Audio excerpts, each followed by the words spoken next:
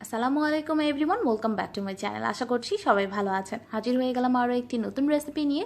আর আজ আমি আপনাদের সাথে শেয়ার করব দারুণ মজার তান্দুরি চিকেনের রেসিপি। এই তান্দুরি চিকেনটা তৈরি করার জন্য কোনো ধরনের স্পেশাল মশলার প্রয়োজন হবে না। ঘরে থাকা সাধারণ মশলা দিয়েই এই অসাধারণ স্বাদের তান্দুরি চিকেনটা আপনারা তৈরি করতে পারবেন। চলুন তবে দেখে নেওয়া যাক এর পুরো প্রস্তুত প্রণালী। এরকম আরও অনেক রেসিপির জন্য আমার চ্যানেল সাবস্ক্রাইব করতে কিন্তু একদমই ভুলবেন না। প্রথমেই তান্দুরি চিকেনে ব্যবহার করার জন্য একটা ইনস্ট্যান্ট টক দই তৈরি করে নেব। এর জন্য একটা কাপে আমি আধা কাপ পরিমাণ লিকুইড দুধ নিয়ে নিয়েছি, আর এই দুধটা কিন্তু অবশ্যই রুম টেম্পারেচারে থাকতে হবে। এবার এর মধ্যে আমি নিয়ে নিচ্ছি হাফ টেবিল চামচ পরিমাণ সাদা সিরকা বা হোয়াইট ভিনেগার। আপনাদের কাছে যদি সিরকা অ্যাভেলেবল না থাকে সেক্ষেত্রে লেবুর রসও ব্যবহার করতে পারবেন। এবার দুধের সাথে সিরকাটাকে খুব ভালোভাবে মিশিয়ে নিয়ে এটাকে একটা সাইডে রেখে চলে যাচ্ছি চিকেনটা রেডি করতে।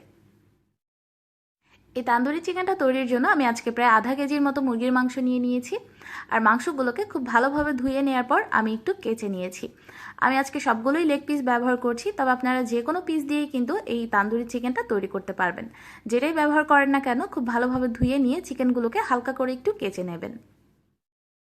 এবার এই চিকেনটার মধ্যে একে একে দিয়ে দিচ্ছি 1 টেবিল চামচ পরিমাণ পেঁয়াজ বাটা, 1 টেবিল চামচ পরিমাণ রসুন বাটা, আর দিচ্ছি 1 টেবিল চামচ পরিমাণ আদা বাটা।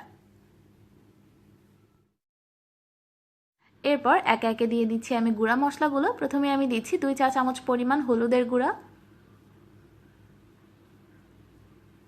দিচ্ছি 2 থেকে 3 চা চামচ পরিমাণ মরিচের গুঁড়া। মরিচের পরিমাণটা আপনাদের টেস্ট অনুযায়ী আপনারা অ্যাডজাস্ট করে নেবেন। যদি ঝাল বেশি খেতে চান সেক্ষেত্রে বেশি পরিমাণে দেবেন, আর কম খেতে চাইলে অল্প দেবেন।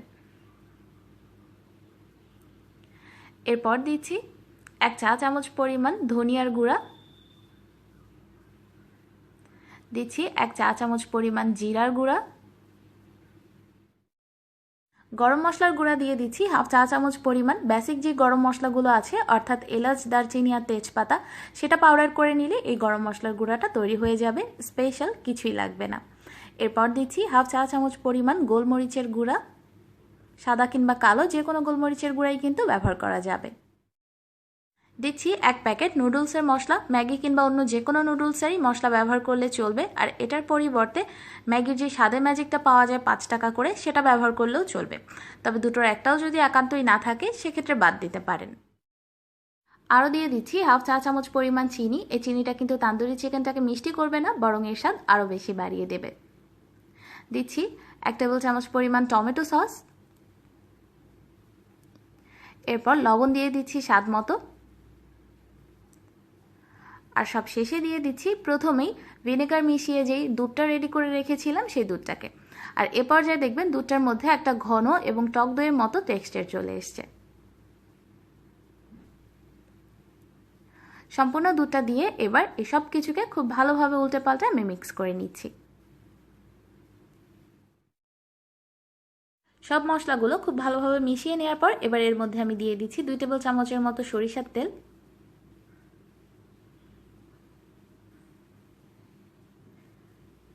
এরপর আবারও এই সব কিছুকে আমি খুব ভালোভাবে একবার মিক্স করে নিচ্ছি।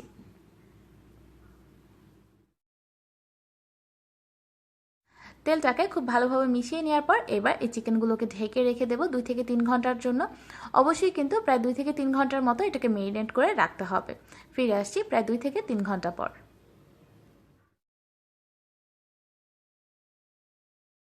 প্রায় 2 থেকে 3 ঘন্টা মেরিনেট করে রাখার পর এবার চিকেনটা ভাজার পালা। চিকেন ভাজার জন্য আমি চুলায় একটা প্যান নিয়ে তাতে 1 টেবিল চামচ পরিমাণ সয়াবিন তেল নিয়ে নিয়েছি।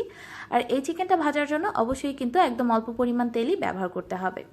এবার তেলটা হালকা গরম হয়ে গেলে এর মধ্যে একে একে দিয়ে দিচ্ছি আমি চিকেনগুলো।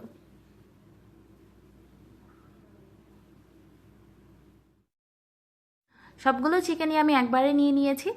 এবার চুলার আঁচটা লোয়ার মিডিয়ামের মাঝামাঝি দিয়ে এটাকে ঢেকে দেব, যাতে করে চিকেনটা থেকে পানি বের হয়ে এটা খুব ভালোভাবে সেদ্ধ হয়ে যেতে পারে।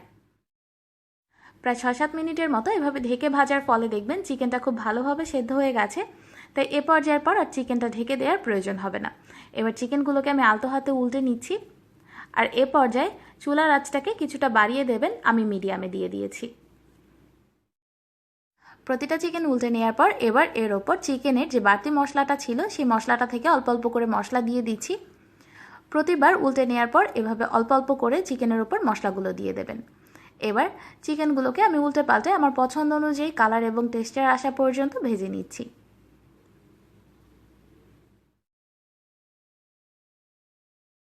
আরও প্রায় 7-8 মিনিটের মতো উল্টে পাল্টে আমি চিকেনগুলোকে ভেজে নিয়েছি। অবশ্যই কিন্তু চিকেনের প্রতিটা পাশ উল্টে পাল্টে ভালোভাবে ভেজে নেবেন। আর দেখুন নিচে কিন্তু মশলাগুলো প্রায় পুড়ে গেছে। এই পোড়া মশলাটার কারণেই চিকেনের মধ্যে একটা স্মোকি ফ্লেভারের সৃষ্টি হবে, যেরকমটা দোকানের তান্দুরিতে থাকে। এবার চিকেনগুলোকে আমি প্যান থেকে তুলে নিচ্ছি।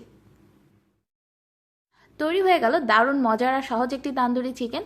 পোলাও, পরোটা কিংবা নান রুটি যে কোনো কিছুর সাথেই কিন্তু এই তান্দুরি চিকেনটা খেতে অসাধারণ লাগবে। অবশ্যই একবার ট্রাই করে দেখবেন, তাহলেই বুঝতে পারবেন এর টেস্ট কোনো অংশেই দোকান থেকে কম নয়। এই রেসিপিটি যদি আপনাদের ভালো লাগে, লাইক কমেন্ট শেয়ার করতে একদমই ভুলবেন না। আজ এ পর্যন্তই, সবাই ভালো থাকবেন, আমার জন্য দোয়া করবেন। আল্লাহ হাফেজ।